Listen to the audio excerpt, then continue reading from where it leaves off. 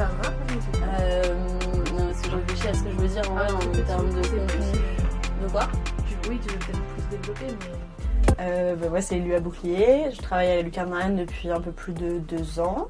Et j'ai commencé en tant que CIP, donc conseillère en insertion socio-pro. Et là, je viens de passer directrice adjointe il y a 2 mois, en janvier 2025.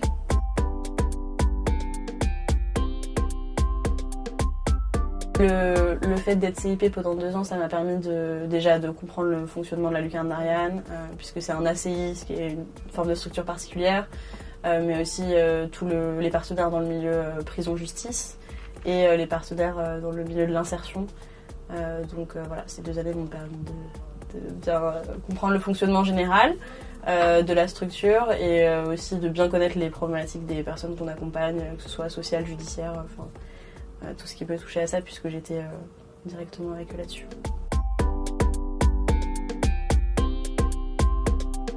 Mais là, en réalité, mon poste de directrice adjointe, ce qui change, c'est que c'est beaucoup plus de l'administratif. Mais il faut comprendre le fonctionnement de la structure de manière générale et des personnes qu'on accompagne pour pouvoir mettre en pratique.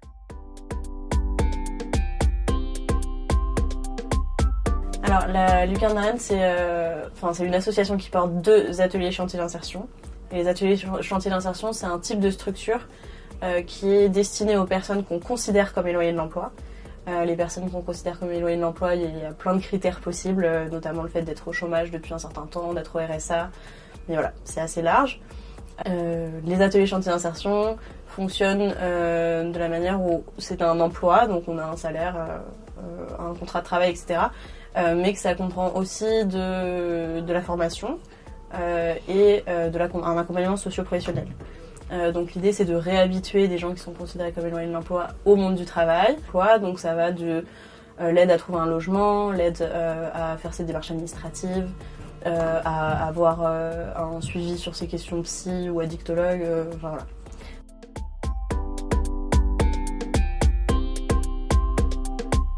Les résultats observés, alors on nous pose souvent la question est-ce que ça marche ou pas, et souvent ce qu'on considère pour mesurer ça, souvent ce que les gens se focalisent sur le retour à l'emploi, est-ce que les personnes travaillent après, etc. Alors oui, on a une partie des personnes qu'on accompagne qui vont ressortir sur un projet professionnel acquis, etc.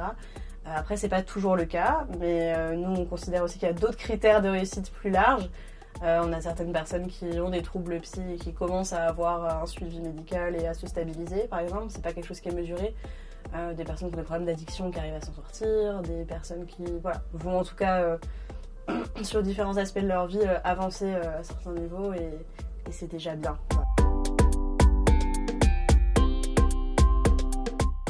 On a repris la gestion des clients, donc avant c'était les encadrants qui le faisaient, maintenant la direction a repris ça.